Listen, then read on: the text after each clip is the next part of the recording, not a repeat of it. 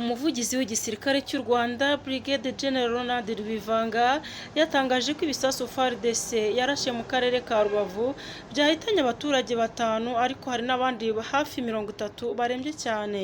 Yasabye abaturage kudahangayika kuko ingabo z'u Rwanda ziri kugerageza gutanga umutekano uko bikwiriye.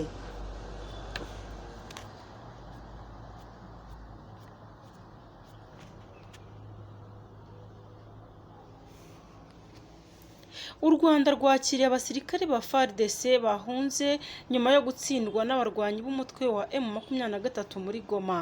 Abari bafite intwaro bazambuwe n'inzego z'umutekano z'u Rwanda. Mu gihe Perezida wa Congo Felix Tshisekedi akomeje kwijundika u Rwanda.